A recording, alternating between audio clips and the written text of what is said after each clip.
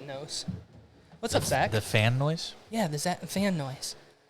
We're here. We're back. We're live. Are we on? Yeah, we're on. We're live? Yeah. You can use the headphones or set them aside, whatever you want to do. Set them aside.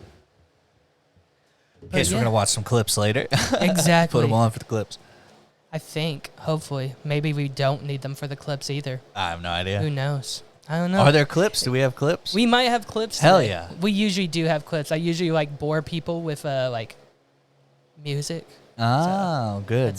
That's what's up. What you been up to? I've sat down with you once. It's been a while. It's been almost a year. Yeah. I think to date. Yeah. Like maybe March of last year. Something like that. March, April, somewhere. But I'm happy there. to be back. It's a different setup since the last time I've been Yeah, here. we're in the garage instead of the living room this time. And I Yeah. have cameras. And you have cameras. Yeah, Yeah, that there one's weren't new. cameras last time I was here. That's how long ago it's been. Yeah. So, I still don't have cameras on my podcast. Really? Yeah, no, we're audio. We Oh, are shit. too ugly to have on camera. That's hilarious. Yeah, so we are audio only. Well, I mean, if you can do audio, you can do audio, right? Oh, yeah. There shouldn't be any issues of doing just audio. I've been wanting to start a podcast that's just video only, that you just watch. Like, I don't put it anywhere else but on YouTube. I'm like, I think you just watch JJ it. does that. Yeah, I'm like just watch it. I'm pretty sure JJ Wood does that. Yeah, I'm like, I don't want to put it out on any other platform, just YouTube, and just do it that way. That's a good idea, honestly. Yeah. Spotify lets you do video now. Yeah, they have videos too. Yeah. That's interesting, but you have to apply for it, I think, right? Something like that. I don't know. And it really only depends on the podcast, I guess. Like, I know Joe Rogan's has video. Right. Has I'm about to look this up. I'm interested. Because I only ever watch his depending on who's on there, like comic, like the Protect Our Parks I watch every time. I'm like, that's... Don't get me started with Yeah, the Protect Our Parks is amazing. Oh, I love it. Well, what about you, man? What's been going on? I'm just podcasting. You're just podcasting? Just podcasting. Nice. I'm writing jokes, obviously, but Yeah. just... Any good ones? Anything good right now? Working on something funny, something fucking sweet. Can we swear? I can swear, right? Yeah, we can fucking swear. Fuck I don't give a yeah. shit. Fuck yeah. I love swearing.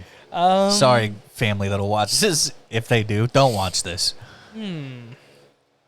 A lot of Jew jokes. Those always are popular and go They're over well, very especially popular. in today's. You're what those commercials are about right now. Oh, yeah. I'm not gonna lie, dude. Those Yeah. commercials are so unintentionally funny, and I hate that it like makes me laugh because I understand that they're trying to be serious, but it's like I also like we've grown up with the internet, Right. And so it's like we understand that like it's just a shithole. Like the internet is a awful place. Exactly. I'm like, you can never feel safe on the internet. It's just what it is. It's because we've connected with all of the most insane people. Well, Elon's proved that, too. I mean, look at Twitter. Yeah. He's just let it go. Yeah, I'm like, if you just get off of it, the world isn't... Like, I deleted my Twitter a couple months you ago. really? Yeah, deleted it fully. Like, deleted my account, I deleted couldn't it all. bring myself to do it, man. Dude, it took me a good 3 months to, like, be like... one day it just was like, I'm doing it, and I'm just going to do it. I was just like, I deactivated, deleted, got it off my phone, and then I literally sweat the rest of the day. I was just sweating all day, because I was like, when I deleted it, I realized the world became a lot quieter. Yeah. Like, you realize that a lot of, like, the issues that exist, you prioritize them in a way where you're like, well, this is what's a real issue for me now. Like, Twitter made me get upset about shit that I was like, I don't know why I'm getting upset about things that really, in the long run, aren't going to matter. Yep. You know, I'm like, I don't care what church Chris Pratt goes to. Why am I starting to care about this? I'm like, who gives a shit? I like him as Star-Lord. Let him be Star-Lord. Fuck off. Like, No, you know? That's a really good point. Like, it's just Twitter's just a place to bitch, and Well, nobody social- has any solution except to bitch more. social media just in itself is kind of a place to go talk shit and do whatever you want without the consequences. And, you know, what we've been hearing, and, like, this is something I've always agreed with, is, like, we don't need to hear everyone's thoughts. We don't need to know what you're thinking or your Right. thoughts on anything. We don't care. Like, nobody... Who the fuck are you? Yeah, it's like it's created these little mini narcissists. I think that's why you see more videos of like people, or even just like living life of people like inserting themselves into situations because they're like, oh, if this was on the internet, I would totally go in and say something. But this is real life. I want so to I'm make gonna an go in exception, and say though, something. for this this old boy right here. Have you seen his rants? Have you met him ever? I've met him. I've seen him do stand-up. I did a show with him in Tulsa not too long ago. So he does these rants. Can't live in a simulation and also be in a universe that lives and breathes. Pick one. It's not both. I know the fabric of space and time seem to be stretching farther than Mitch McConnell's jowls, but follow me on this one. If this is a simulation, do me a favor. Slap yourself in the face. Feels pretty real, right? But if you think the universe is a living... Man, there's nothing better than the car rants. I love the car rants from him. He's great. That's something the internet created that we never would have seen before, is the car rant. You. It's too busy expanding by overeating froyo to forget its own problems.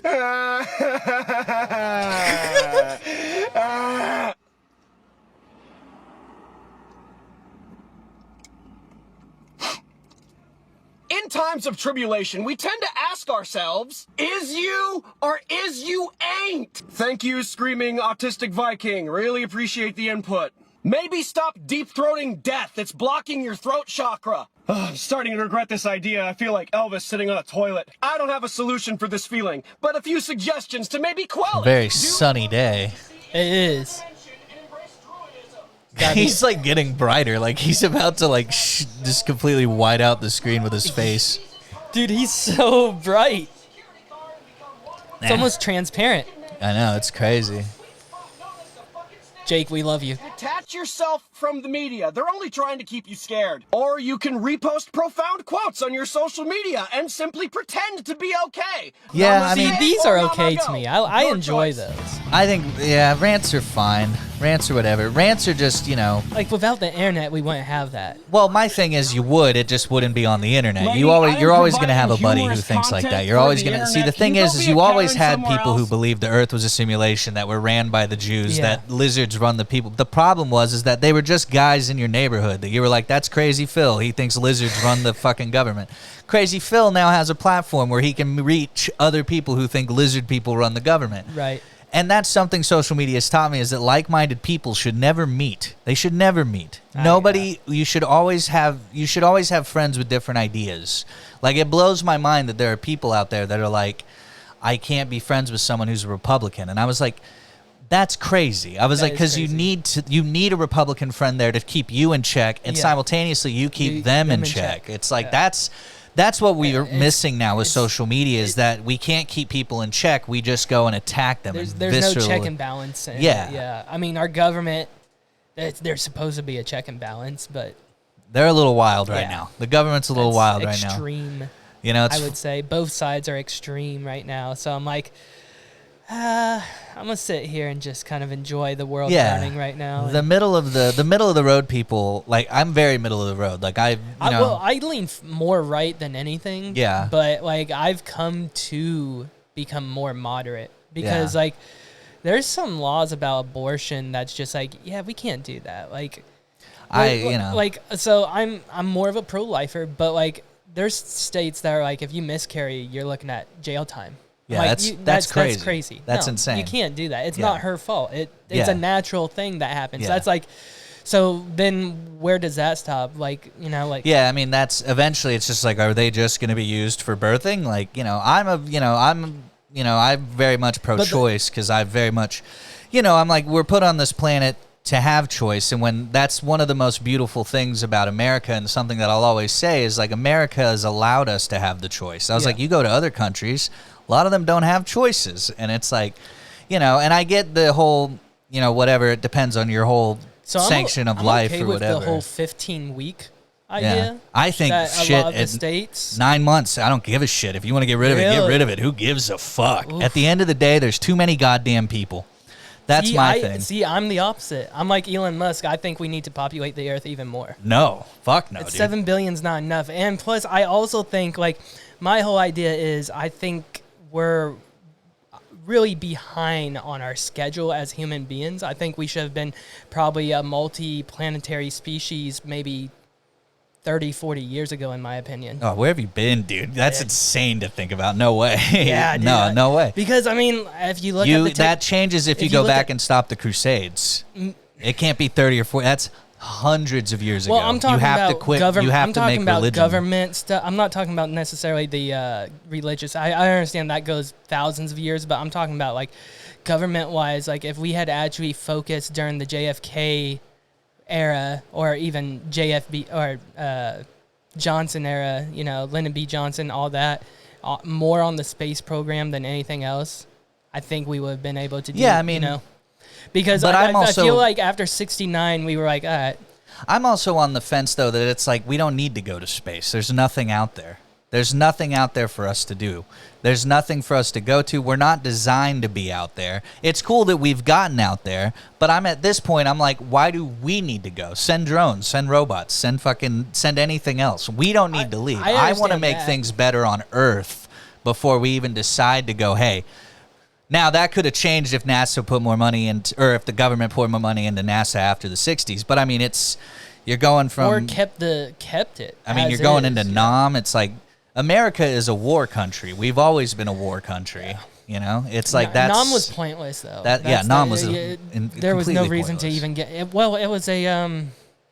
what was it? A false flag, right? Yeah. The reason we got into Vietnam was just on false accusations. Yeah. And whatnot. So I think there was no reason to have ever done fucking anything about that. Like, but it's like we just have this. But that's the thing, almost kind of like Ukraine right now. My thing about Ukraine is we shouldn't be involved at all. No, they're not a UN country.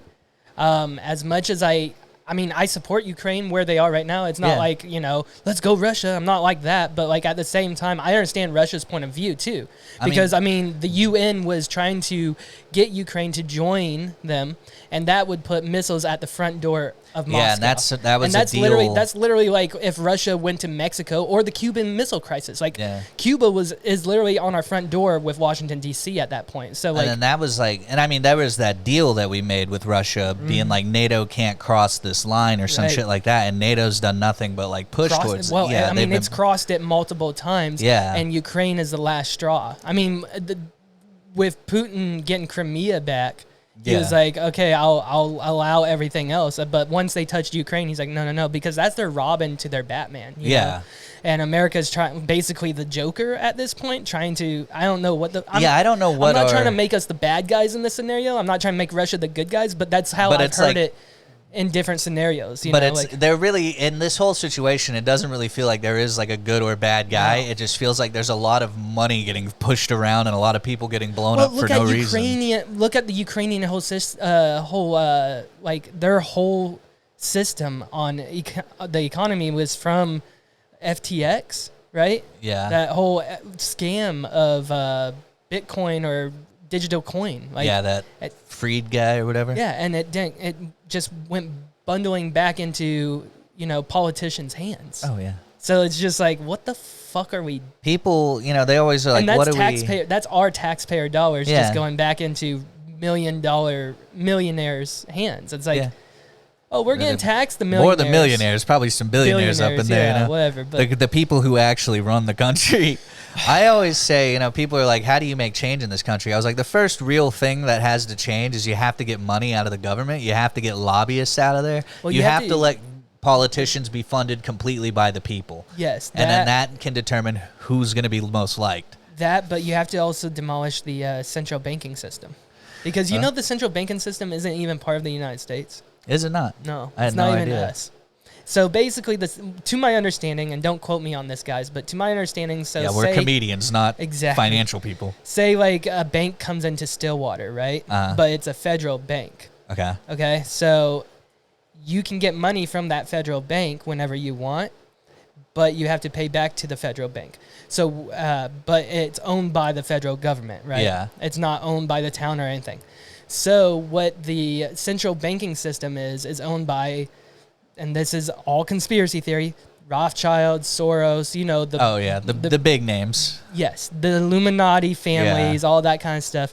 The Opus Dei, the Owl people. Exactly. Yeah. They all have bought into the central banking system, because if you look around the countries, the United States or even the world, there's only a few countries that don't have a central banking system. Russia used to be on that system, but then Putin ran everything to the ground for, I believe, a 6-month stint that his people suffered. and then they were replenished, and they have never strived more than ever until this conflict of Ukraine. Obviously, but they were one of the best economies before the conflict, even better than America's. And the thing is, you'll get propaganda and all this and all that saying no, they're mistreated, they don't get equal pay, all this. But apparently, they were doing very well. Yeah, I mean, they were getting. I think mistreated, no equal pay. What is that, America? Hello. Exactly, but it's like we have the same. That's always my favorite thing, is that America's like, look how bad they are, and it's like we're doing the same shit. What happened during the Obama administration? Do you know what happened during the Obama administration? That was before I ever paid attention to politics. So he opened up relations with Cuba. Because Cuba was one of the last countries in the world to not have a central banking system. Obama opened relationships. Guess what happened after Obama opened those relationships? I'm assuming central banking system. Ah, yeah. So they don't own their money. All our currency isn't our currency anymore. Well, yeah. So we could literally restart our own currency if we wanted to, and just ignore the central banking system. Well, that central banking system also goes alongside with the IRS. The IRS isn't even. Yeah, it's not supposed to be here. We could go against the IRS if we wanted to. I mean, there's a lot. I believe in paying taxes to my state, but federally, I don't believe in paying federally necessarily unless I have to. And I think it's got to be a 50-50 thing. You go half to the state, half to the because you need the feds to protect the states. Once I said because if we have a massive natural disaster. We're not gonna, You can't. And it's all you have to allocate the taxes correctly. That's the thing is I don't think our taxes are allocated to what they should be. I think we spend too much money on things that aren't necessary. Yeah. I've always been a firm believer that if we just took the defense budget and cut it by 10% and put half of that into education and healthcare, it would change. Oh yeah. And I'm not talking the full. I'm just talking 10% of that budget. Well, it's $1 trillion budget. Exactly. What is the federal funding? So it's you just take a little bit, and it's like. The problem is, I mean, there's so many problems with how it's just America's such a heavily ideology belief. What was it? Defense system? Defense budget. Or that'll work, yeah. And a lot of my thing is America's very I feel like we're the root cause of a lot of our issues, and if we would just do the change. A 2024 budget request of $842 billion. So what's 10% of 842? I don't know, dude. Let's see. I want to just 10% of. You put 120%. Why you gotta do this to me? 10% of what was it? 826, I think. 842.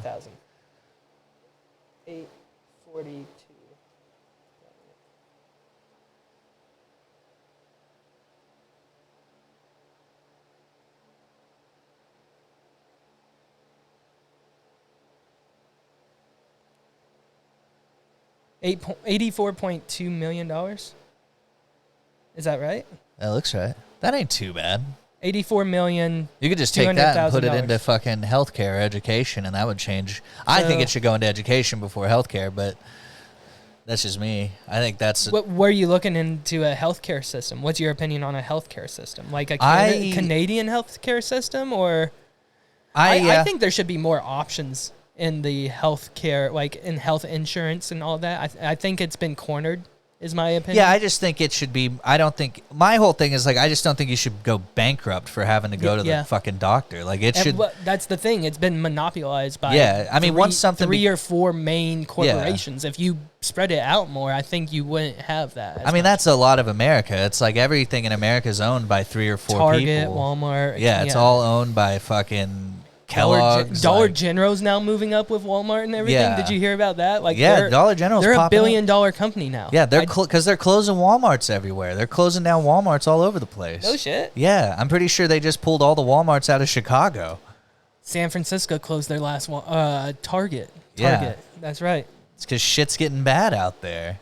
It's funny.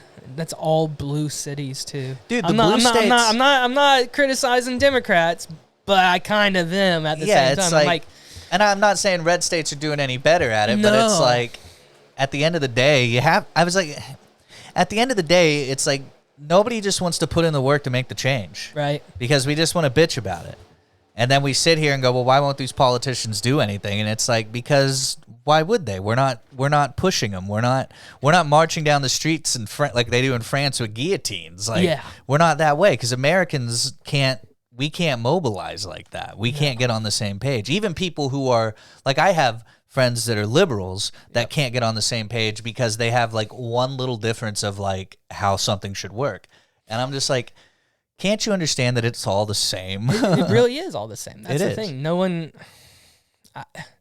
I think a lot of liberals and a lot of Republicans can actually agree and actually sit down and be like, okay, yes, if they actually would hear each other out. No one wants to hear anyone out. Everyone wants to be right and you're wrong. And that's the case. And it's because if you're telling me that I'm wrong, that means you're attacking my entire livelihood. You're attacking your education. You're racist. And that's not what it means anymore. No, I'm not attacking. Like, we just had a conversation about pro-life and, we just, pro-choice, and we argued our, we didn't come to blows about it. No. That's what sensible people do. Exactly. It's like, not everything's life and death. Like, I don't think I'm ever going to be in a situation where I need to get an abortion. And I was like, and if I am. Well, no, but here's the best part. The left, yeah. That's why I kind of turned the fan off. Okay. But here's the best part about the left. You can have a child now. So as a male, you can I can have a child. So you can have an abortion if you want to. That's a whole thing I don't want to go into. I like you don't want to go Kayvon's route? Yeah, like I have no issue with like the LGBTQ trans people, whatever. Like I love them all. I have no problem. I do like I have one issue. The pronoun thing kills me. That's the only thing. There's just too many. So I only have one issue. I don't have an issue with you being he, she, frog, they, them, whatever you want to be. Be whoever the fuck you want to be. I believe I grew up in the generation where they're like... I do have an issue with people that are like, I'm a frog. I'm like, you're ridiculous. Okay, but that was just an example. You know what I mean? But my thing is, like, be whoever you want to be. Like, that's how we grew up. Our parents told us to be who we want to be. You want. But at the same time, don't force it down my fucking throat. Yeah, be who you want, but also expect to get shit from it. Like, that's just what it is. Like,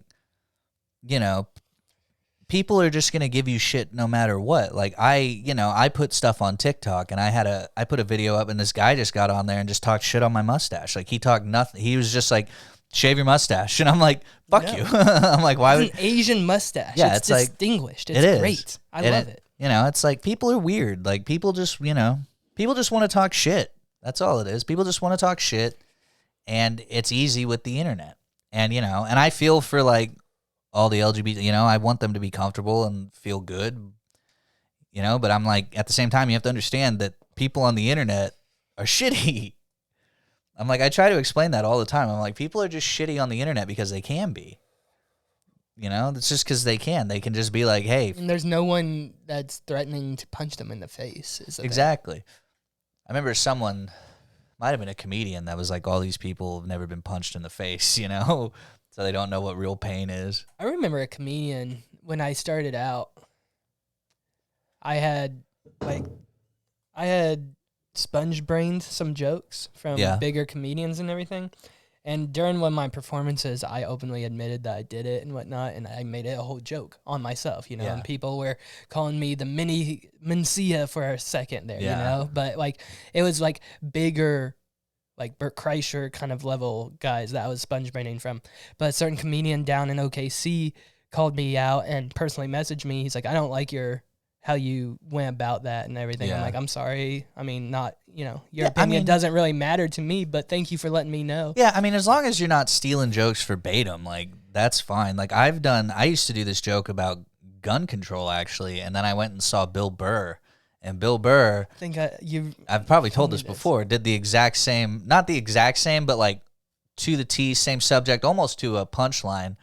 And it's just like, I never saw him do that joke, but like taking it as like a stream of consciousness kind of a thing, I took it as a big compliment. But I did do a joke about that where I was like, am I going to start shit with Bill Burr? 100% I am not going to start shit with Bill Burr. No way. It's Bill fucking Burr. That's his joke and he can have it. But I felt it as a big compliment that I was like, wow, we're almost on the same level of thinking. At least on that subject. I watched a Pete Davidson special, and he had an AIDS joke about, like Magic Johnson or whatnot. And our punchlines were similar. I changed the whole story up, like how like it's like my girlfriend wanted me to get tested, and I went, and it wasn't even the same where like they call out number one, no, whatnot. But like the whole bit was, I went back there and I hear pump up music, da da da da da da da. I walk through the door and the doctor throws me a Magic Johnson jersey. He's like, "Welcome to the team, bro." I wonder if Magic Johnson is like, God, I wish somebody else would get AIDS so they'd just lay off me. Like, do you think he's just like, why couldn't somebody else have survived so that way I didn't have to be the butt of every AIDS joke? For sure. He's getting treated though, right? Like I think he doesn't have it anymore. As far as I know, he doesn't. That's or it's like if he does, it's super recessive, whatever. Yeah, whatever the medical term is. Yeah. Yeah. Enough about politics, though. Let's talk about some other stuff. Let's talk about stuff that's funny and fun. Yeah, if you're still with us, thanks. Yeah, if you're enjoying. Subscribe, like. Because, I know nothing about this shit. I just know what I... No, we really don't know. Yeah, like, I just know what I, like, kind of feel and kind of have an idea of. But, like, at the same time, like... Me and Zach don't know shit. Like, we're just stand-up comedian. Well, he's more of the stand-up comedian than I am. I'm more of the shock jock type. Yeah, I'll be the first. I'll be the first to tell you. I don't know fuck, all right? I don't know anything. Everything is silly to me. But it is what it is. What are you going to do? Other than that, the king England's got a new king. Do you care about the royal shit at all? No. I don't either. I don't understand our obsession with it. It's a weird obsession. Because it's like... Well, to my understanding, I guess because he's a new king, he can technically overthrow the government. I mean, I don't know. That's what I keep hearing. That would be crazy. And I heard, what was it? I heard that like it's like 68% of UKers would prefer to go back to a monarch. I mean, I don't know. I don't know. I was thinking about it. I'm like, I wouldn't like the monarch right now where we are. No. That's administration if they became a monarch. No, we would have to decide who the king and queen would be. Last administration is a toss-up. It was we didn't have any wars, so I'll give the last administration that. Yeah. Talked a lot of shit on Twitter. Yeah. And that I was like, that's a lot. Twitter was fucking fun back then. Bro, it was lit. Twitter was crazy when President DJT was on there. But dude, Twitter's even more lit now. The N-word went up 500%. Like, Jesus. It was stupid. I don't know if that's a little more lit, but that doesn't surprise me. Yeah, no, maybe not lit, but yeah, it was just like...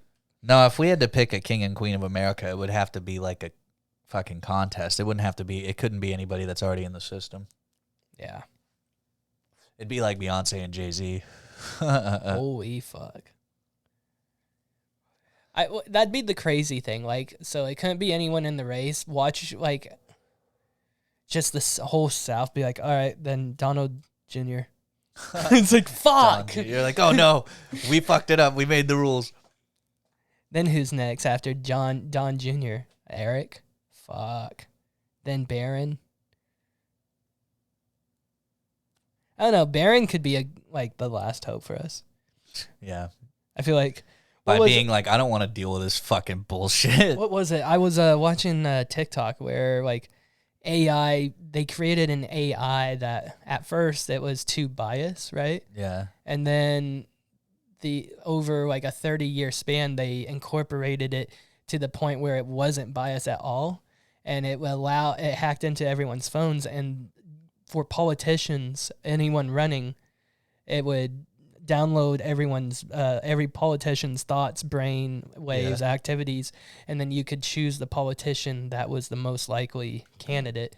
And it was the AI shit's freaky now, dude. The AI shit freaks me out. Like, I'm very much on the belief that let's just keep it at Googling. Let's just let it Google. Keep it at Alexa. Keep it at Siri. Let's not go any further. Yes. I don't need it writing fucking movies. I don't need it writing fucking books or plays or essays. Like, I don't want it making fucking commercials. Have you seen the Bud Light commercial that's been going around that was made completely out of AI? It's fucking crazy. It's fucking scary, dude. I'm about to, apparently. Like... the AI shit, like, it's fascinating. Like, I do like the AI art. I think the AI art's pretty sweet. Like, it's a cool thing. That's just that one, yeah. This one? I believe so, yeah. And, like, it is cool, but at the same time, it's like, there needs to be, like, a limit of what we do with it.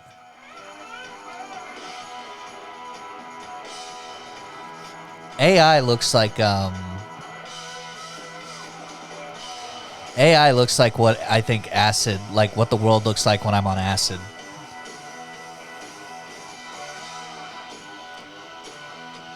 What the fuck?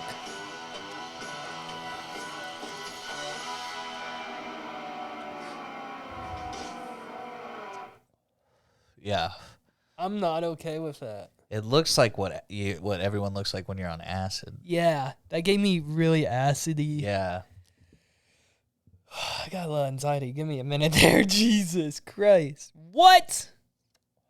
And then we've got. Like, have you seen the AI? And then we got Joe Rogan. Steve yeah, Jobs? yeah. I've seen that. And that then we've got like the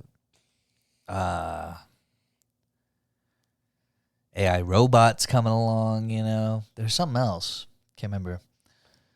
But yeah, not a fan of any of that. Yeah, it's being a bitch to pull now that it's at the end. Not a fan of any of that. I wasn't sure if it was me or... No, I think it's just... These at the end for some reason. What is it? It's just a little 7-leaf. Little pre-roll. 7-layer? Or 7. Yeah, it's 7-layer dip, I think is what it's called. But, yeah. AI is terrifying. I don't know if I... Like I said, the AI art's cool. I understand people are like, oh, but it's ripping off from other artists. But I'm like, well... Fuck you. I mean, at the same time, that's all it has to draw from. Like, it's, you know, it doesn't know anything else. If once it starts creating its own art on its own, like, merit, fuck that. That's when it gets real scary. My problem is who's designing it. Like, it's too biased as well. Like... If you pay attention to Google or... well, yeah, Google's always going to be left-leaning, and then if a right company makes one, it's always going to be right-leaning. I mean, it's always going to be that way. I believe Elon could probably do the best AI. In my opinion, because he's so moderate, and in the middle, it's just like... Well, the AI shouldn't really be a political thing. No, but it should be moderate, period, right? It shouldn't be... right-leaning, left-leaning. Dude, I did the Snapchat thing. Have you done the Snapchat AI? Like, I did. I messed with it for a minute. I was like, Freaked write me a joke about that sounds like it would be a Joe Rogan joke. It's like, I cannot copyright Joe Rogan jokes. I'm like, that's not what I asked you. It's like, yeah, write me a joke that sounds like Joe Rogan. It's like, I cannot copyright Joe Rogan's. Like, yeah. Okay, write me a joke that is similar to Joe Rogan, and it won't do anything around Joe Rogan. I'm like, okay, write a joke like Sam Kinison is alive today. It's like, I can't copyright Sam Kinison. I'm like, yeah. You're writing a new joke of Sam Kinison. Like, use your information of Sam Kinison and start a new joke. Like, yeah. So it's still at its baby stages, which I'm appreciative of. I used the Chat GPT or whatever to write like a comedy bio just to see what it would make. And it wasn't bad. I made it do it a bunch of times and took just a bunch of shit that I liked out of it. My invite is AI generated. Oh yeah. My new invite that I send out to everyone. Hold on, let me see if I can find it.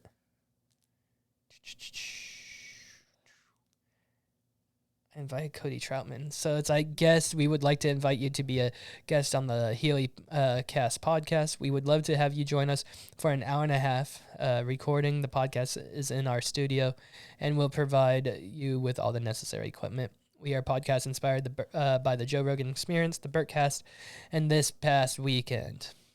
Nice. I love this past weekend. It is a good one. I like the Bertcast. I like a lot of podcasts. I like Two Bears, One Cave. I like Matt and Shane's Secret Podcast. Did you see the Hitler Cup?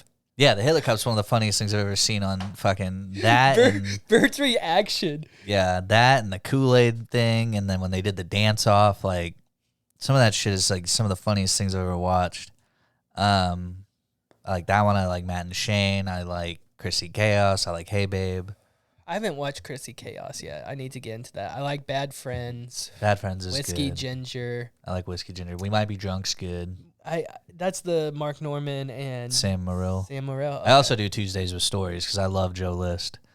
Hey. It's Joe List and Mark Norman, and it is just It's my wheelhouse of like how I think, and it's just they're both like two of my favorite comics ever. I actually got to meet Joe List a couple months ago in Vegas. Tall, very tall, a lot taller than I expected. Really? Yeah, I was actually very surprised. But Joe, if this crosses your fucking feed, I want to work with you one day. Yes.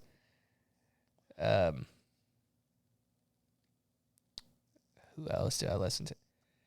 I hear that. You hear that?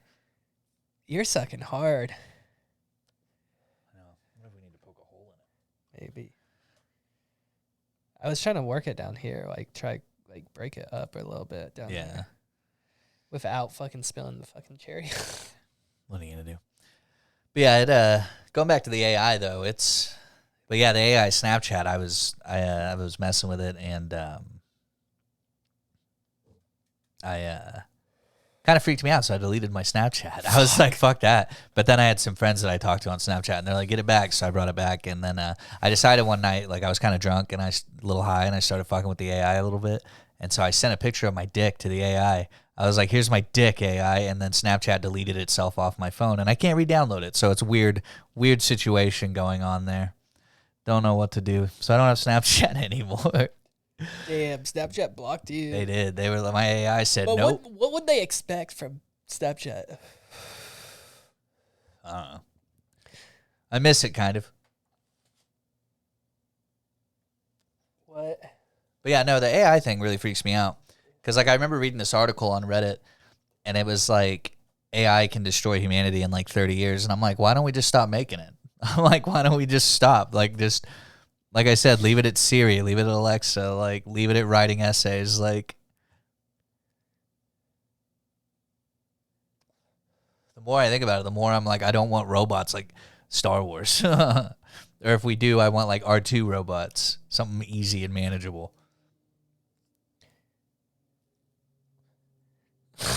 Top 10 tips for strong dick pic etiquette on Snapchat. Hey. Not suitable for work. We're not looking at that. I don't need that on my fucking MacBook. Yeah, I know where to take a dick pic. From underneath the balls on the back. Right. From underneath. A little bit of taint, but not a whole lot. You get a taint, the balls, the bone, and the face. The very bottom of the butthole. And the face sometimes, if you can smile. Yeah. If you can do it right, you can just get the top of your forehead and your eyes, and it looks like you're looking over a hill. And if you have an Apple Watch, it's a lot easier. 20 best Snapchat books of all time. There are books about Snapchat? Or books? I sent a dick to a girl on Snapchat. No face or identifiable. What? Unsolicited pic. God. Unsolicited dick pics. God. Snapchat can determine what's in the picture.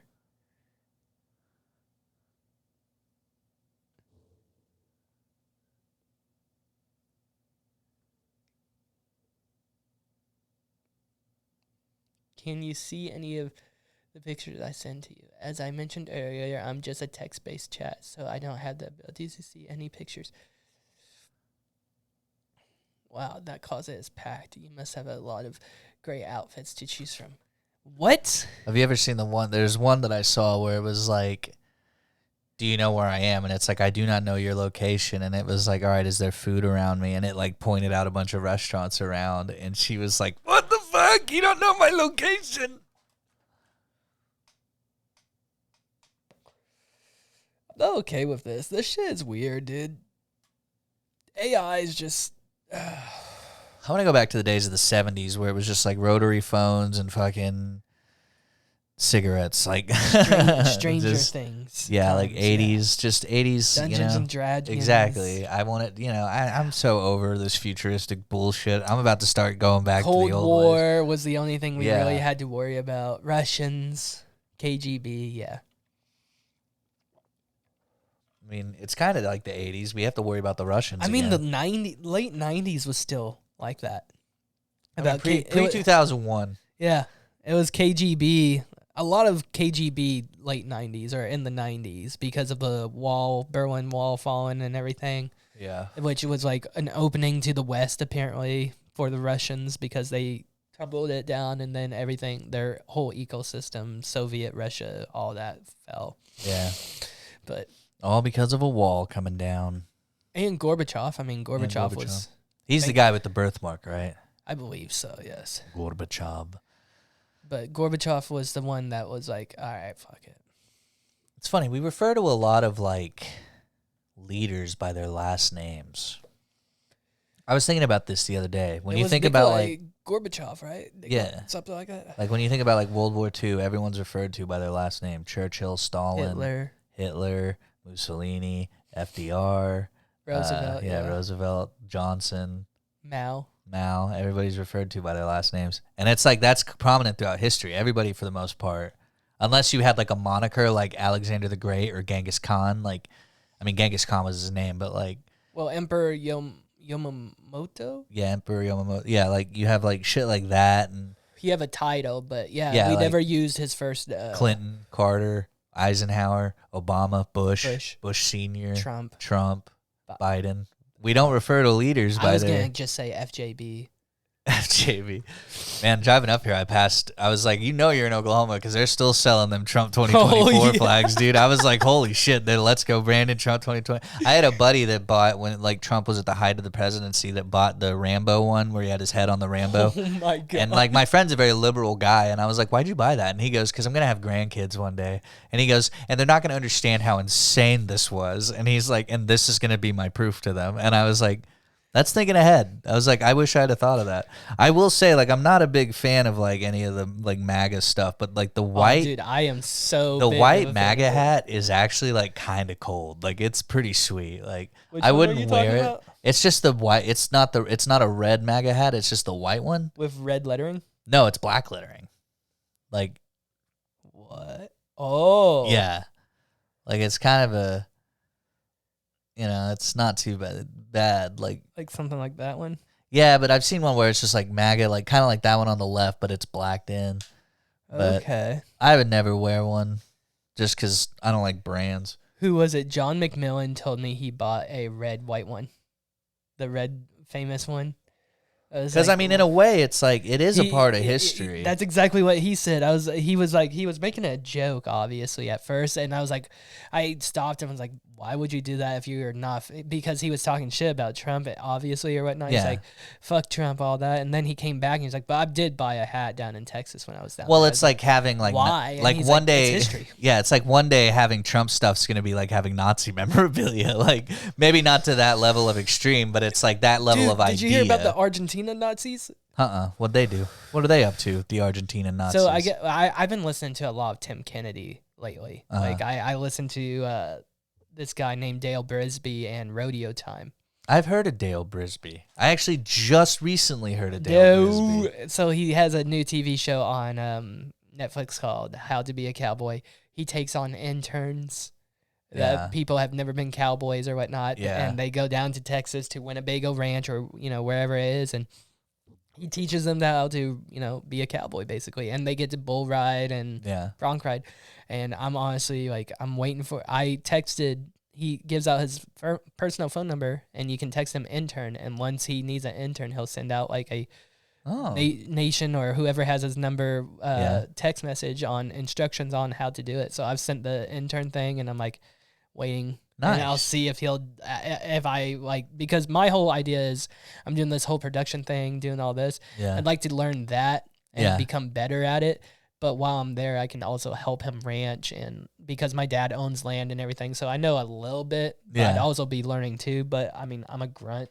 I'll fucking work for the experience that he's willing to give me on the podcasting side of stuff and the content making stuff. Because once I'm done there, the whole plan is to either get my own land and do ranching myself and build content and do comedy still and podcasts and all that good stuff. Is it hitting finally? It's hitting a little bit. That's good. It's getting there.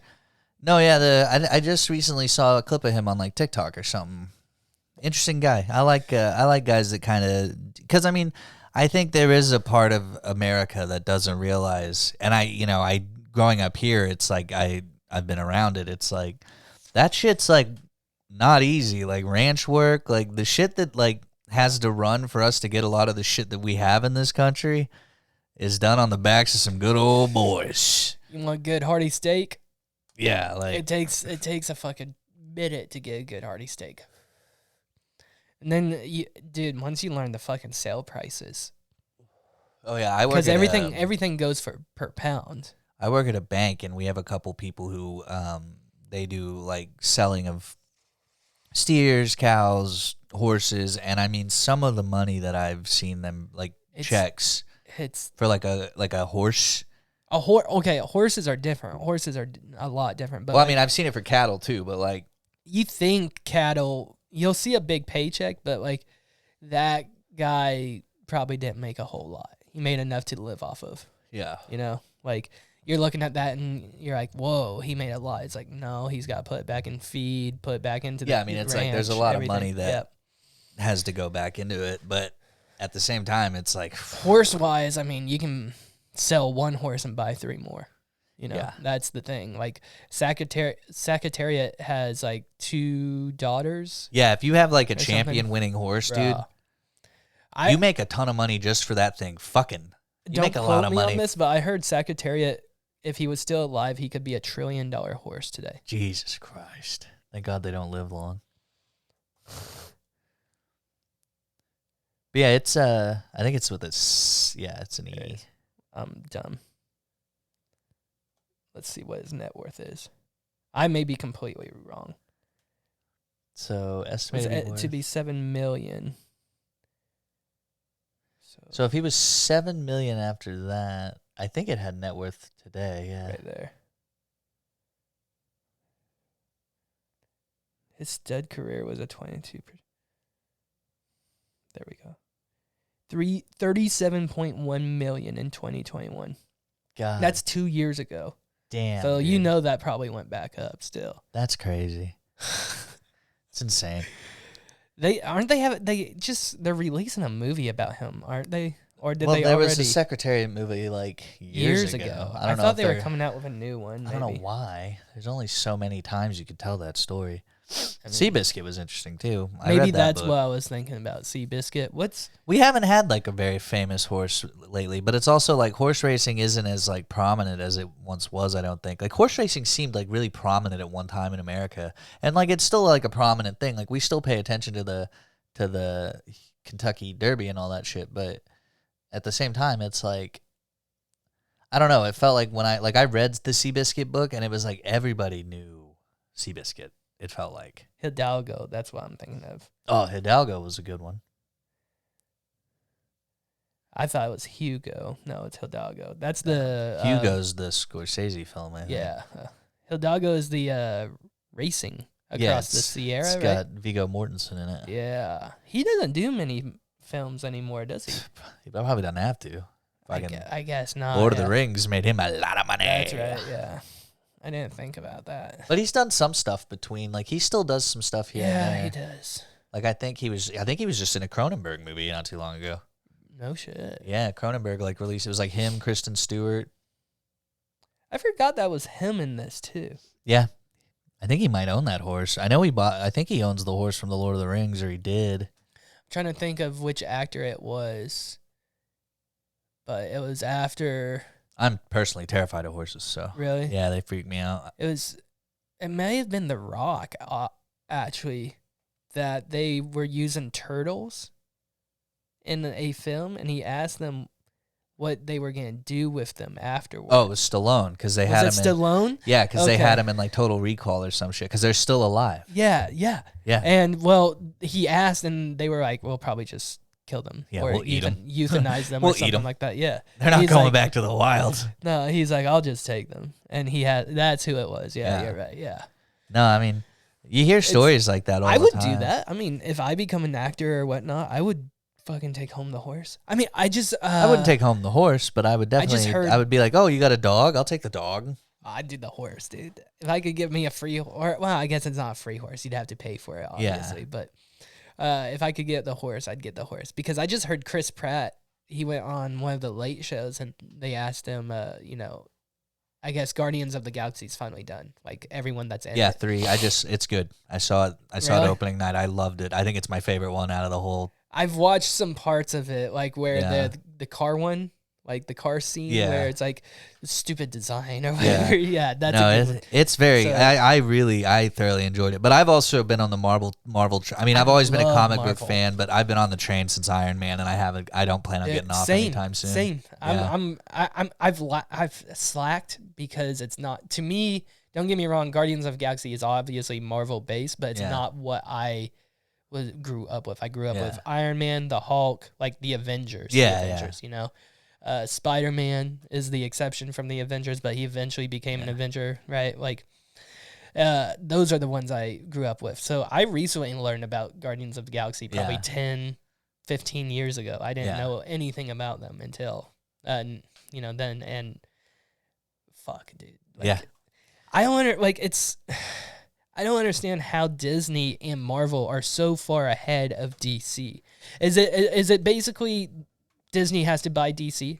Yeah. Really? The problem with DC is Warner Brothers, because Warner Brothers doesn't take the risk. That's where Marvel, I think, succeeds far more, is that Disney allows them to take, like, Robert Downey Jr. was a risk for Iron Man. Really? Like, because that was because of his drugs. That was everything? That was after all of that. Like, he hadn't quite mellowed out. He hadn't like really been breaking out in the movies. Okay. And then he did Iron Man.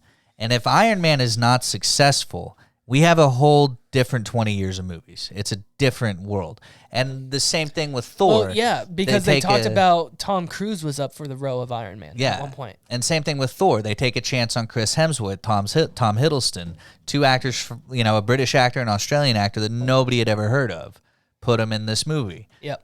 Next thing we know, Chris Hemsworth is one of the greatest actors to ever bless the screen. And it's same with Tom Hiddleston. And it's like, Marvel is incredibly good at allowing, like Guardians of the Galaxy, nobody should have known what that is. Like the fact that they were like, we're doing Guardians of the Galaxy, and the fact that and my brother brought up a good point. My brother's in the military, so I talk to him once a week, and he brought up a good point where he's like, Marvel has figured out a way to make comic books to bringing like, how he's like, you have your main storyline. Yeah. And he goes, but in comic books, it's like there's the main story, but then there's these offshoots that all connect. And he goes, and Marvel's figured out a way to do that with like the TV shows and these different things to like intersect. And he goes, and it's impressive. And he's like, you really have, and that's always been my thing is I'm like, you don't have to like the Marvel movies. You don't have to like superhero movies, but you have to admit that it's impressive what they've done. Vision fit in with Doctor Strange. Yeah. Yeah. Or like the fact that we went from Iron Man to Endgame. Like you have to appreciate everything that went into that, because it's such I don't think we'll ever see something like that in film again. I don't think we'll ever see something like that, because, and the problem with DC is, like I said, WB doesn't want to take chances and they don't want to take risks. And so why is that though? Money. Studios are about money. So they don't think they can replicate what Marvel and Disney is doing? Like, I think they wanted to, but they wanted to do it at a different tone, and they didn't like the tone. And it's like, but DC, they're doing a reset, right? They're James Gunn's reset. I mean, with James Gunn taking over, I think we're going to see a more Marvel-esque sort of style to the DC movies. But it was like, I just think they weren't ready to take a chance. I just don't think. And so that's why I'm excited. He did Peacemaker. Peacemaker was good. And that's why I'm excited about. Oh, he did all the Guardians of the Galaxies. Yeah, he did all the Guardians. Okay. That's hopeful then. Yeah, no, he's James Gunn's is incredible. He's doing Superman Legacy right now. Apparently. Yeah. Okay. I put a lot of faith into James Gunn. So they're restarting with Superman, basically. Basically, yeah. But see, my thing with Warner Brothers is I think they're taking a big risk by putting out The Flash. And I think this is going to be a moment for them to go, oh, taking the risk is going to be worth it. I'm excited about that because of Michael Keaton. I'm excited about it. Michael Keaton. I'm excited, and like all the early people. Is there gonna be another Batman? The Matt Reeves Batman still like they're not gonna mess with that. Well, I heard because there was a theory going around. I don't know if anyone disproved it or dismantled it, but like there was a theory that Michael Keaton isn't Bruce Wayne. He's Thomas Wayne from a different universe. Possible. I guess like if they opened up the multiverse, because Flash can technically do that. If he did that, then what happened was Bruce was the one that got shot. Yeah, and Martha and Thomas. That's survived. That's the whole storyline to Flashpoint.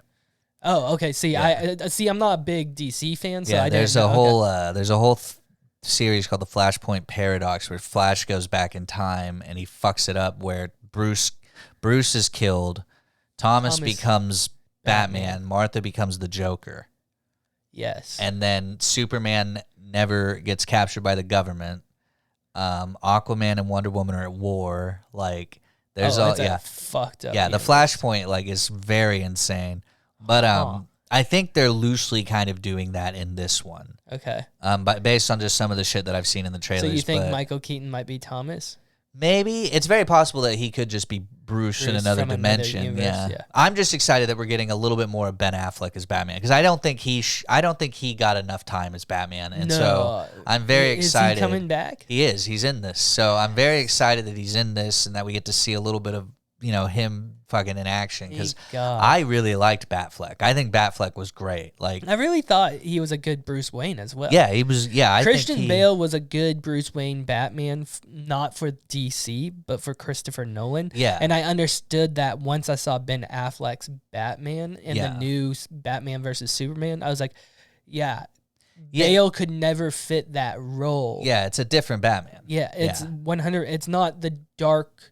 It's still a dark lore type of Batman, but it's not the dark Christopher Nolan Batman. Like I saw more comic book coming out of the Ben Affleck with the suits and everything than I did from the Christopher Nolan comics.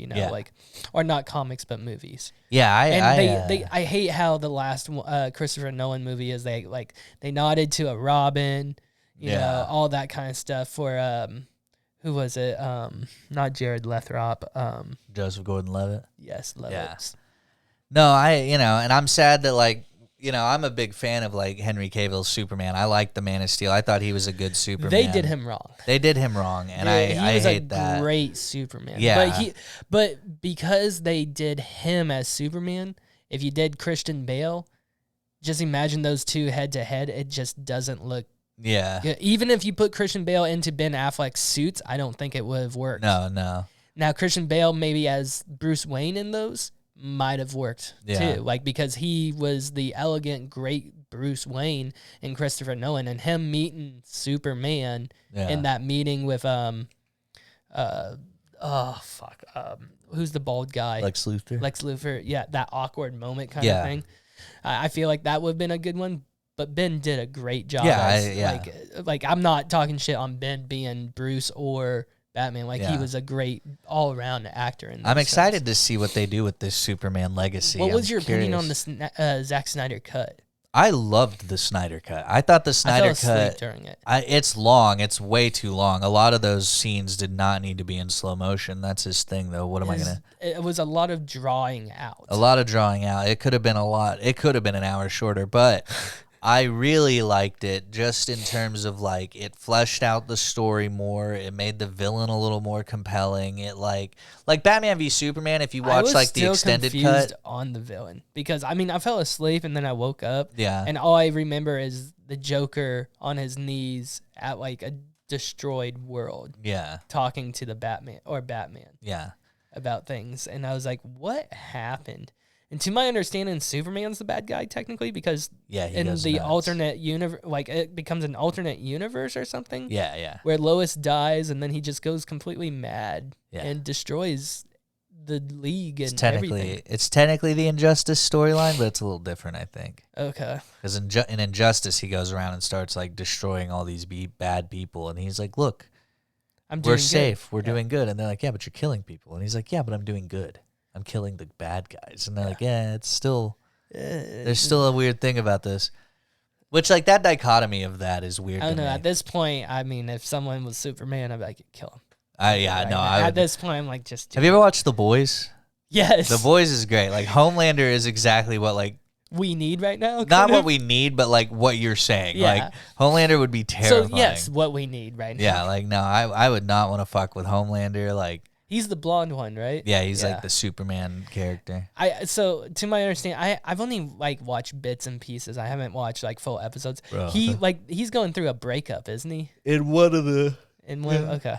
But yeah, dude, everything. He does not react well to it. Everything in that show, like, it just gets progressively better and better and better. Like, you get to a point where you're like, they can't top this, and then they'll just top it again, and you'll be like, they can't top this, and then they'll just top it again, and I'm like, oh my god. So kind of like a Game of Thrones thing until the last season. Little bit. I'd say it's I'd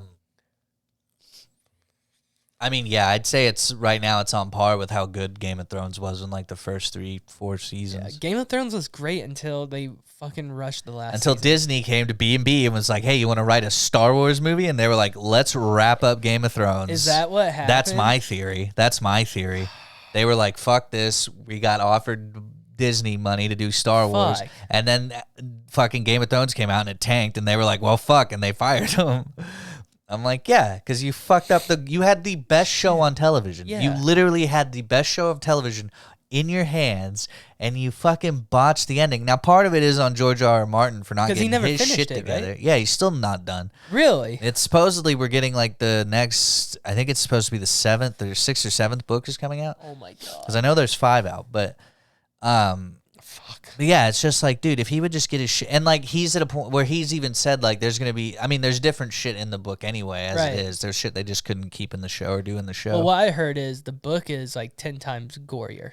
The book is very intense, and what I've heard is like almost the first 10 pages, 3 of the main characters die or something like that, basically.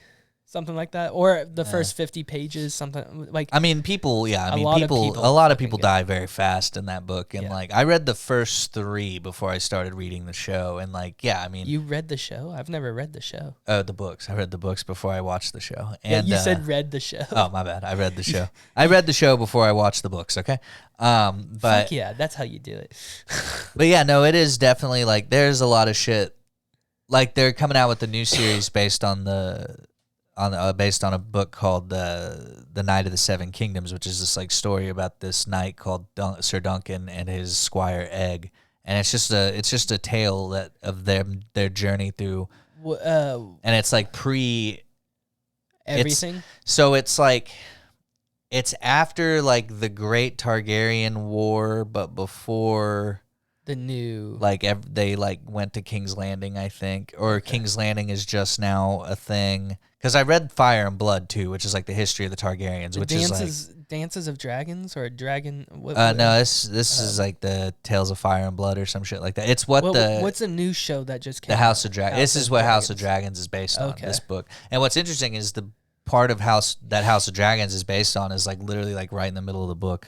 Like it doesn't go. I don't know how far they're gonna take it after, but there's like in the book because the book reads like a history book. Okay. It reads like a history, like you're reading excerpts from maesters and a jester and all this stuff, and it's really good. And the Dunk and Egg is kind of the same thing, where you're watching this knight travel through to these tournaments and try to win and survive, and he's like a 7-foot giant, so it's like he's Jesus. So he's like the mountain or the essentially, but he's like a very nice, like I'm just like very loyal, like I'm trying to be a knight, like I just want to be a knight, like kind of a thing. And it's supposedly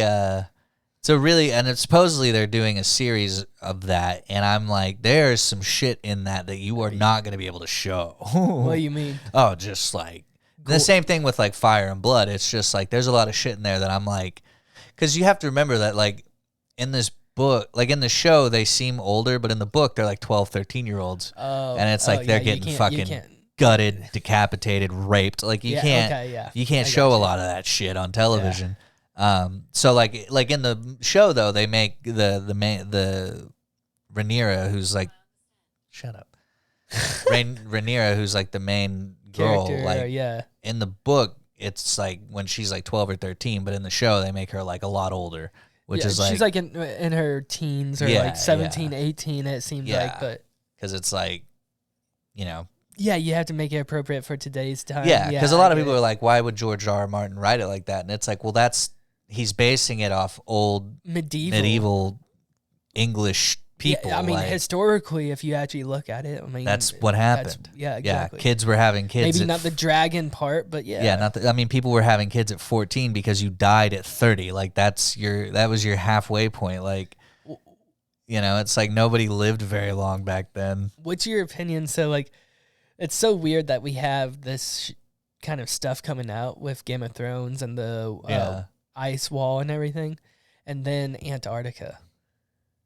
Oh, are you one of the people that think there's a big ice wall in Antarctica? I don't know if it's an ice wall. I just hear theories that it's an ice wall, and I'm just like, I don't know. I just think it's too fucking cold to be up there. My opinion is... But there's also... Isn't there like 7 different like country... nations? Yeah. Like that have like... It. Not like claimed it, but like there's like 7 different countries that have like bases out there that are for like research and stuff. And it's like, what are we researching out there? Yeah. And there's one theory that like... I saw a TikToker that like worked on one of the Antarctic bases, and he'd just be like, I'm going to show you what it's like outside real quick. And he's like, I can only be out here for 30 seconds. Or he's like, or my entire insides will freeze. And then he's going to run back in. I'm like, dude, fuck all of that. No, I don't understand why anyone would go. But like at the same time, what I've heard history books or history records and theories and stuff is like, because Germans from Nazi times went to Argentina, it's possible that some of them also migrated all the way to Antarctica for some reason, like looking for the Holy Grail or looking for an alien tech. The Holy Grail got lost. The Holy Grail is why we're down Israel. There trying to look for Nazi relics or whatnot. And I'm just like, I feel like we would have already found the Nazi relics. Like, yeah, it's like, I feel like they wouldn't have gotten far into that Arctic Circle. Yeah, especially like Antarctica. Then it's not like they had. Yeah, even now with like how good like thermal shit is, it's still like you're still gonna die. Oh, you read about people that get trapped in the North Pole and have to eat their crew and shit. Yeah, and it's like that was 1907. Yeah, like it's crazy. Like I think as humans we have this urge to like, explore and, see, but at some point we have to be like, let's not go there. Let's not go to Antarctica. There's a reason it's cold. Yeah, like we don't have to explore like the middle of the fucking ocean and see where the aliens are coming out of. Have you heard that whole theory? The aliens come out of come out of the ocean instead of space? So I've seen like weird lights coming from the ocean on TikToks. And this is all TikTok, guys, so I don't necessarily know. All I follow on TikTok is ghost footage and alien footage. I'm like, yeah, dude. See, cryptids, all that shit. I follow like a lot of rodeo stuff. Yeah, because I started following Dale. A lot of fat ass white girls too. Fat ass girls in general. yeah, that too. No, I've been watching a lot of just rodeo time because of Dale Brisby, and just like I got hooked onto the equestrian stuff, and I'm like, oh, that's a nice horse. And I'm like, pretty. So that's where I'm at right now. I see a lot of hoof cleaning videos. Like, those are fun. Those are like Dr. Pimple Popper. They really are, and they're easier. They're easier to watch. Have you seen like the clean out of like infected hooves and stuff? I've seen that on cows. Yeah, that shit, dude. Some of them are fucking fun to watch because you can actually see the hoof like almost like a pimple, and then they just puncture it with a big nail or something sanitized, obviously, but they just jab it and then they squeeze it out and then they cut it open and clean it more. I'm just like, once it's open, I'm like, swipe up. I've seen the ones where like they have the gas bubbles and they have to like prick them. Bro! Yeah. That blows my mind every time I see it. I'm like, you mean they just got a fart? We eat those things. Yeah, I'm like, they have a fart trapped in there? It's because they have 4 different stomachs. Yeah. And I'm just like, wow. Yeah. And we can just puncture it and it's fine. Yeah, it's just like a balloon losing air. It will like kick or maybe be like, ow. Yeah. And then after that, it's just like, all right, leave me alone. No, but yeah, I love feel so much better. Thanks for releasing my. Yeah. Oh, I can breathe. I love the hoof cleaning videos though, dude. Like that shit just looks crazy to me. Just like all of it seems crazy to me. That's why I kind of like, I'm so intrigued with it now. Yeah. Like I'm like, my dad owns land. If we get like more livestock. I think he was looking at goats and whatnot, because if you Yeah. actually look at the market, goats and sheep are like where it's at. Because lamb chops and all that are expensive. Like, yeah, that's true. and then you can use sheeps for their wool and Yeah, etc. Like get I have goat's milk, all my that old kind of stuff. my old ag teacher. I think he like sells shears for that, like shearing sheep and all that kind of shit. Yeah, you can do a lot with that, because I was thinking about just going straight into the cattle business. Yeah, And the cattle like market fluctuates so much. yeah, Sheep don't fluctuate as much as you think. Like it's a steady market. yeah, So I'm like, that might be where I go. Or goats. yeah. Sheeps and goats, you know. Yeah, I mean, But goat, you're selling more to the Muslim goat milk and the goat eater people. hey, But hey, money is money, dude. capitalism. You know what you should do is start selling goats and sheep like that, and then just start hitting the Middle Eastern markets and just being like, hey guys, That's you true. know, hit the PETA places, hit ISIS. hit ISIS up. Be like, you guys want some goat? We have 72 virgins for you. Yes. We're the Heley goat farm. Our biggest Do not fuck the sheep. our biggest buyer is ISIS. Al Qaeda, ISIS. We just send them a big shipment. They send us 1 million fucking schmeckles. No, US dollars, because US remember we dollars. left them there. That's true. They send us all this US dollars, and they get all the goat meat. Non-circulated ever. Yeah, they get all the goat meat they want and a sticker. Very dusty, but very good currency. We're We seeing like all the ISIS cars have a Heley Farms sticker on them. We don't know who this person is. it. God, that'd be terrible. They'd be like, why are you selling all this goat meat? Hey, and you could just be like, hey, it's just goat meat. It's not like I'm selling them weapons, America. That's literally what I would do. That's all you'd have to say. And then they'd be like, oh, shit, turn off the cameras. He knows too much. And then next thing you know, you're suicided. I'm Jeffrey Epstein. You're Jeffrey Epstein. What would I? Yeah, they'd probably get me for trafficking livestock across multiple borders. Yeah, Put me- trafficking livestock.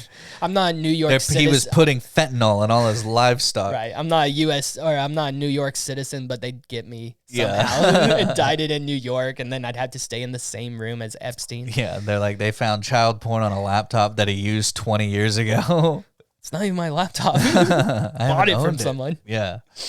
No, this one's a brand new laptop, so no child porn yet. Not yet. Ever. Wink, wink. Hopefully. Because, some porn sites are confusing. Like, have you ever stumbled upon, like, now, mind you, like, this is, like, a very well-known porn site, Pornhub. Yeah. But the girl looked like she was, like...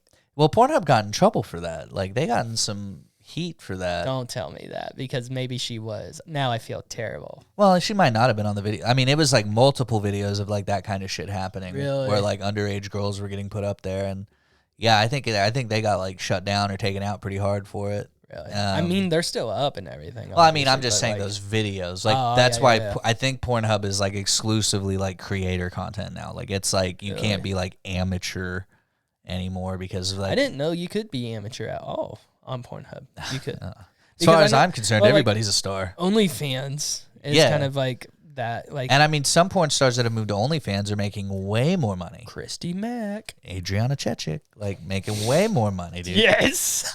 People are like, why do you know? We both know. Yeah. They're like, how do you guys know porn stars? It's like, we're degenerates. Like, Well, also Two Bears, One Cave. yeah, Two Bears, One Cave. Like, yeah. I mean, I was a fan of her before she did her spot. I love on that, how we both named Bert's two favorite porn stars, Christy Mack and Adriana. Well, Adriana is just like, she's always like just the go-to that I think of, because like see, Christy's the one I think of. Because I mean, I'm like just a fan of her. Like, I don't like. No, she broke her back. She did at TwitchCon, yeah. Like, I'm just a fan of like her in general. Like, I like what she like her little Twitch clips that she puts up. I just think she's cool. Like, I like the way, like she talked about on Two Bears. I like the way that she like approaches that industry. Yeah. I think it's a very interesting way to approach it. I really don't watch her videos that much. I almost like I don't watch her porn videos that much because I cannot say that about Christy Mack. I've watched a lot of Christy Mack videos. I almost met Christy Mack. Yeah. I was at the bar at Bert Kreischer last time he was at the Criterion. Oh, nice. And I saw her, and she looked familiar. At the time, I didn't know who she was. She had like the half-shaved head with the hair and everything, and she looked fucking hot. And there were guys all around her talking to her, and she was in her blue dress, almost see her tits and everything. And I'm like, she looks familiar. And I ordered a water because I have to drive home and stuff. And I'm like, and it's the late night, obviously. And I go sit down, and I see just guys following her everywhere she goes. And I'm like, what the fuck? And then she goes backstage. It's like, what the fuck? And then the next morning, I wake up to Bert's fucking story. He's like, I got to hang out with Christy Mack. I was like, that was fucking Christy Mack. And like, I was maybe 5, no less than 10 feet away from her. Yeah. And I was like, I could have at least been like, I'm a fan, and walk away. Hi. I don't want to shake your hand. Can I get a knuckle touch?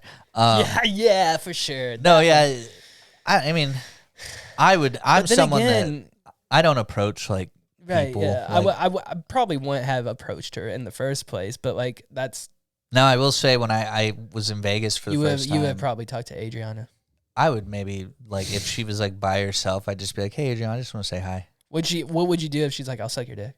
I would be like, right now, can we go somewhere else? No, I doubt that would happen, but I would definitely just be like, nice to meet you. Well, that's what she did with Bert and Tom, remember? Well, yeah, but Bert and Tom are like big fucking, comics. Yeah, they're big guys, yeah. Yeah, they are big guys. Bert is fat. But, yeah, no, I'm not, like, the only time, like, when I was in Vegas, Skankfest was happening at the same time, and so I got to meet a lot of like comics. I met Ari, I met Big J. What's Ari like? And Big J seems. I only just chill. shook their hands. Like I just like was like, hey guys, I'm a big fan, and they're like, oh cool, thanks man, and they were nice, and they I'm not someone that's like gonna make you sit around and talk. Like I just want to shake your hand and meet you. Like same thing with Joe List. I was just like, hey Joe, big fan. Hey Joe, big fan because he's like 9 feet. And he was like, oh, thanks, man. And I was like, love Tuesdays with Stories. Joe DeRosa was really cool. Mike Cannon and Brendan Sagalow were really cool. I got to meet them. They were super nice. I'm the complete opposite. I'd fanboy out. Like, I mean, I fanboyed, but like you can like with Mike and Brendan, they were waiting in line to get into a restaurant. So I just stopped in and just said like, hey, big fan, like you guys, told them why I was in Vegas. And then like Ari and Jay were walking somewhere. DeRosa was at a craps table. So I just was like, hey, win big, Joe. I love Taste Buds. Like, I almost said, hey, babe. I was like, I love Taste Buds, And he's like, hey, thanks, man.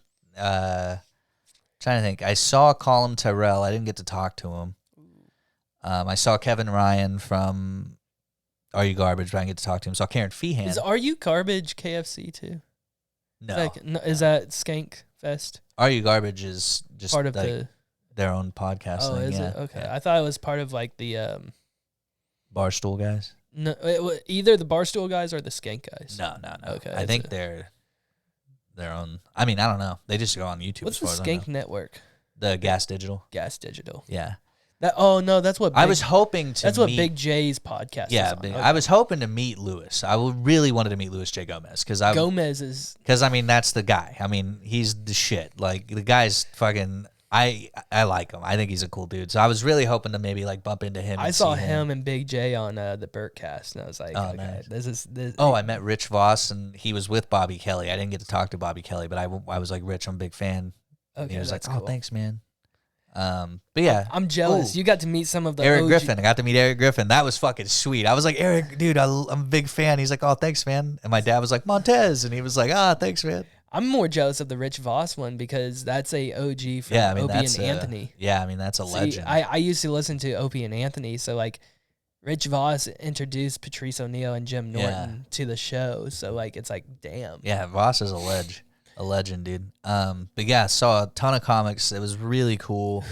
What is one comic you would really like to work with or meet? Louis C.K. Really? 100%. Mine's Jim Norton. Ooh, that's a good one. Jim Norton's like Jim good. Norton. He's very funny. It's hard. He's fast. Yeah. So, like, if I was his opener ever, he would be opening to a really dead crowd because I'm not his energy. Like, I feel like my energy is I could probably, and this is just my opinion, obviously, not anyone else's, but, like, my energy, I feel like, would flow with Bert's more because once I get 2 Tito's and sodas in me and a good blunt or a joint in me, I can go on stage with a beer and talk your ears off for at least a good 5 to 10 minutes and then leave the stage. Nice. And I don't know if it was funny or not because at that point, I'm toasted enough that I'm like, whoever goes at that point. Like I have my confidence has gone up and I'm good at that point. I don't know who my energy is. My energy, I will say, has changed. I try not to like before a show, what I like to do is I try to get like either a drink in. I'll have a smoke, like a joint or something before a show. Usually like 2 beers and a joint is like really where I like to, or 2 drinks and a joint is like a good pocket for me. You and Maverick did a tour, right? We didn't do a tour. We just, or you guys did. We've done some shows together. We tried to do a tour, but we couldn't get anything figured out. Last time I had you on, that's what you. Yeah, we were trying to, but we couldn't get anything settled he's down. He's in Austin now. He's in Austin now. Yeah. When are you going? I don't know. I'm planning on Everyone's fucking eventually going, right? It's Austin or New York for me, man. Really? Well, Tulsa's not much different than New York. Well, I think I would survive better in Austin in terms of just like understanding. Not getting stabbed? Not getting stabbed. I mean, I can still get stabbed in Austin, but I feel like the crime rate in New York is a little higher. Austin is a lot like here, like in terms of like people and ideology and the way things kind of work. How you grew up. Whereas like New York was, because I've been to New York and I got to perform at Dangerfields in New York, and like New York was awesome. Before it closed. And like New York was great, but it's like New York is very like, it would just take me a minute to get used to the hustle, and then once I'm up to that hustle, I'm like, all right, I'd be fine. But it's just you have a lot more mics in New York, to my understanding, and a lot more mics in LA. LA's more spread out. New York is like, it's there. Yeah, and like my friend is like, when we were talking, I was talking to him about moving to Austin. He's like, a lot of comics down there, man. And I was like, yeah, a lot of comics, but you only have to be seen once. You really only have to have one good show at one good moment in front of one good person. Yeah, and it's like, there you go. Right now, it's the mothership. Yeah, the mothership. It's either Sunday, Monday, or Wednesday night there, because Monday is Kill Tony. If you get on that list, and you get called, that's your 1 minute of fame right there. Yeah. And if you have a good minute, it can change your entire fucking career. Red Band can invite you to the Secret Time show, and there you go, off to the races. Yeah, it changes everything. And so it's like, but the thing is like all my favorite comics are in New York. All of my favorite comics are in New York. Who's your favorite? Like Joe List, Louis C.K., Mark Norman, Chris DiStefano, fucking Sal Vulcano, like Ari. Okay. Ari's up there. Jeff Asmus is up there. Like all of my favorite comics. Sam Morrill, like mine's West Coast. Yeah, all mine are West Coast now. Soder, except for one. One moved to the East Coast, and I mean the majority are West Coast and Austin. Yeah, I mean there's a group of West Coast comics that I like, but I was like, I vibe more with the New York attitude of comedy. I guess I vibe more with the West Coast. Yeah, because I like telling stories. See, I like jokes. Like, okay, that's what I've heard about New York. New York comics are jokes, ripping shit. Ripping and everything. And 'cause I'm just not good at stories. Like I'm like I can kind of do, like I have jokes that are long, but like it's punchy. I got you. So it's like a story joke kind of a thing, but like I can't, I'm a talker, so I like to tell stories or conspiracies. So that's why my favorite comedians are like in Austin, Joe Rogan with the conspiracies, and then stories. I don't know any other. You ever listen to Sam Tripoli? A little bit. I haven't heard. Met him in Vegas too, but really? if you want a conspiracy guy, Sam Tripoli is your guy. Okay. Like he's a big, like I think his whole podcast is on conspiracies. Okay, like I'll have to. He's funny. He's super nice too. Like I had a really cool conversation with him because we were waiting outside a restaurant. Oh shit! And so I'll have really to check cool him guy. out. I think I just heard him on the Burtcast recently. Probably he might have been on there. But what was it? Like I think the best storyteller right now currently is possibly Bert Kreischer. Yeah, Bert's really good. I don't know anyone really a better storyteller than him. Like he tells stories very well. Yeah, and what I mean is, I'm not saying I'm taking away from like Tom Segura or Bill Burr or any of those guys. It's just Bert has that added technique of Bert has he punches things up. Well, and he has an insane energy. Yes, that like it's almost a redneck energy. Yeah. It's like it's like if we went to Grand Lake and our uncle was out there, that's Bert. And he has such a different approach to like stand up, and like it's so against the grain of what it normally is. Fucking baseball stadiums, fucking drive-in movie theaters, like it's unheard of kind of stuff that he does, and like I appreciate him opening that door. One last question, and we'll wrap up here. Who do you think is the greatest stand-up comedian of all time? I don't think that can exist. I think it can. I don't think it can because it's always going to change. Lenny Bruce is great in terms of that he was like the forefather, but like in terms of comedy, no. Okay.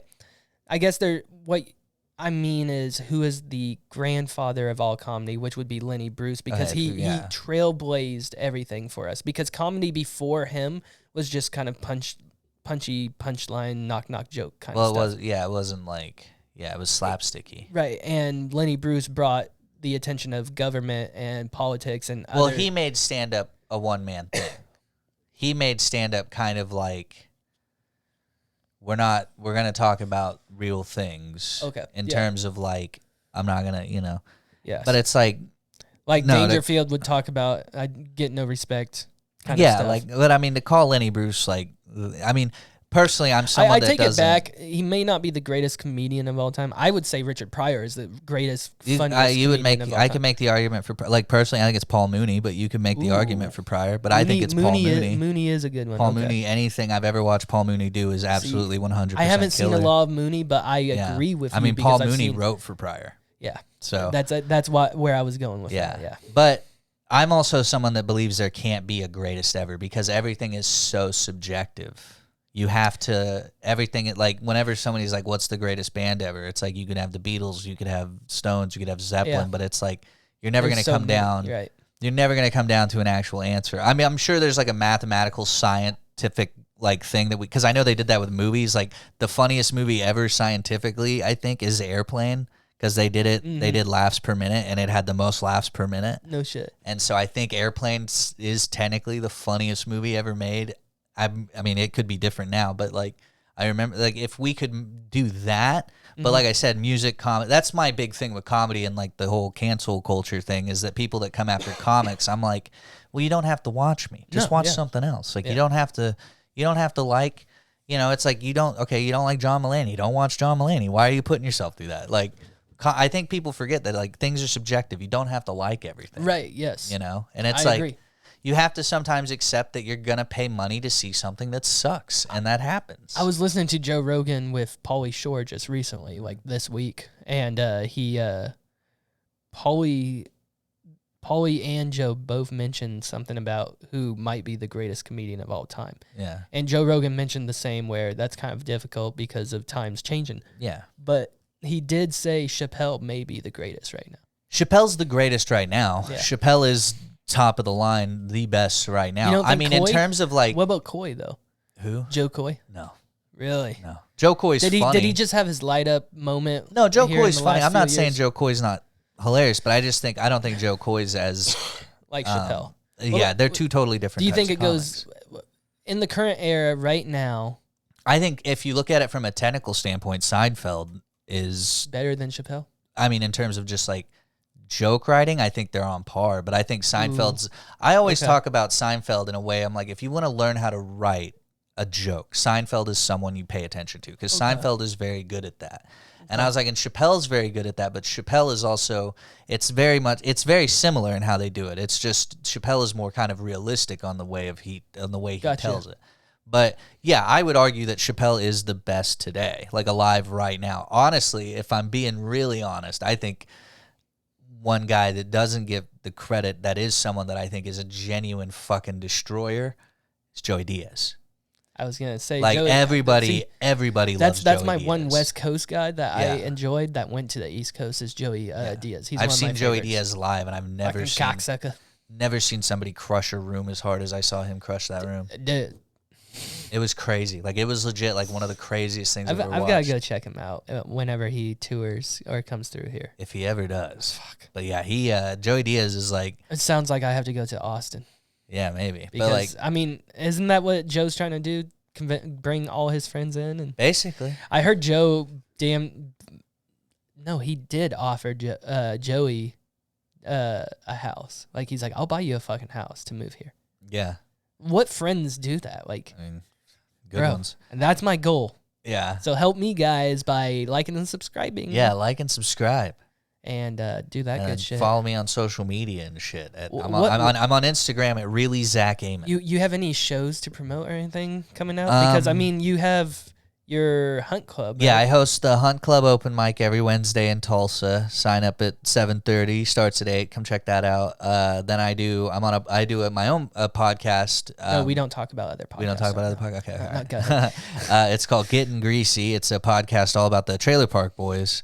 So check that out. That. And I mean, we're at a point now where we've run through all the Trailer Park Boys stuff, so it's like really kind of a Are bro you doing hang. movies yet? We've done the movies. We've done a Okay. lot of the movies, but we're just doing like movie reviews now of like different shit. But I wish we would just kind of make it a bro hang kind of a thing. You could do. Have like you gone this, through where we all? can just chill and fucking. Have you gone through all the behind the scenes of? Not yet. Dude, there's so much of the Trailer Park Boys behind the scene kind of shit. I'm trying to convince them to do like a little thing where we watch all the Fast and the Furious movies.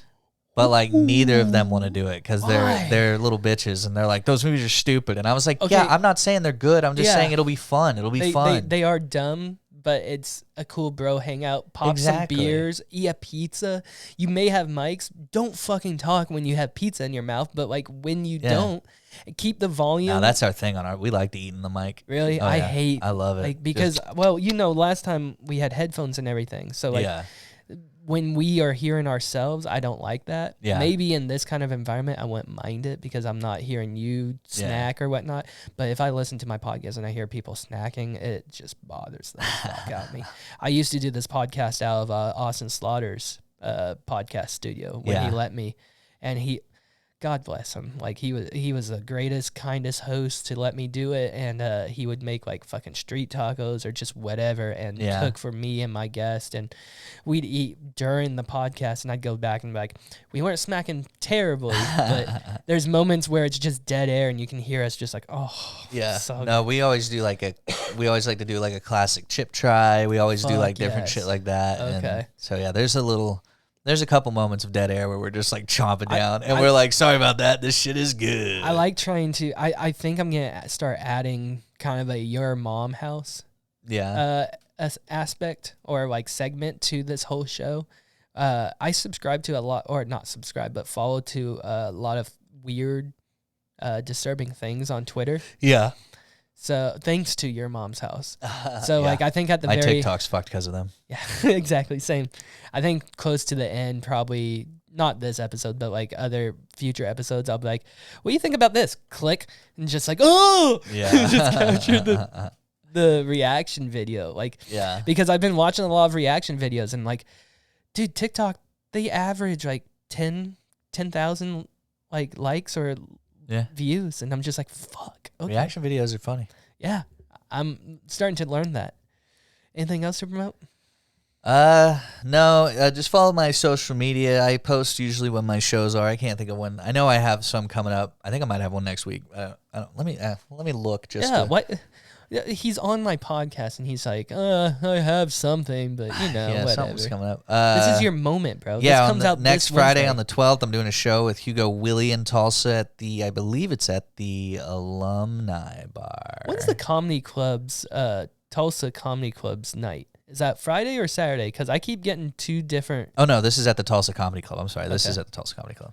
So it depends. It's Friday or Saturdays, but I mean, it's really up in the air and depends. Great. Then the 13th, I'm doing a show at the Go Theater with Joe Miller. That should be a good one. Okay. The 19th, I'm doing a I know show Joe in Miller. Wichita. The 20th, I'm doing a show in Joplin.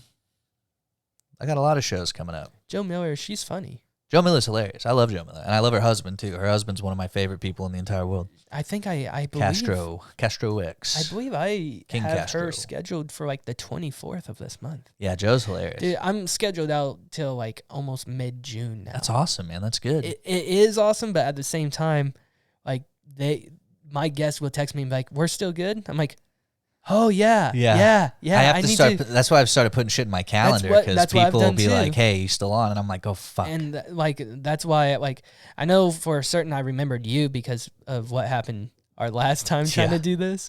So I almost texted you today and be like, "Please drive safe." And then I was like, "I'm not getting jinxed. Fuck that." No, yeah, no, we're all good. I got a new car. Everything's good. Yeah, it looks like a different car for sure. Yeah. But damn, dude, I'm glad you're okay from that, and at least you got a good Camry out of it. Yeah, that's a good Toyota right there. Yeah. I work for Toyota. So nice. Yeah, I know what you're driving, packing there. All right. You good? I think so. Do we have anything else? Any other topics? I think I hit all my socials. Check me out. Yeah, check out my YouTube. I have a like and subscribe for him. Like, subscribe for me. Other than that, I think we're out, guys. All right. Love you guys. Peace.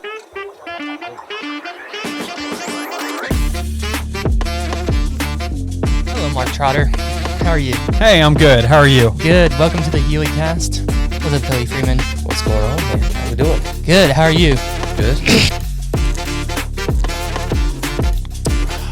Hello, Marty. Oh, hey, buddy. What's up, man? How you doing? Doing good. How are you? Next, how are you doing? What's your real name? What's your government name? That is my first question. I'm just going to go right off the bat and go. JJ Wood. What's up? Long time listener, first time guest. Really excited to be here. Y'all have headphones now? You get Yeah, I got Heley, what year were you born? 97? 96? 95. See, all right. Technically, you're a 90s baby, but you missed half of it.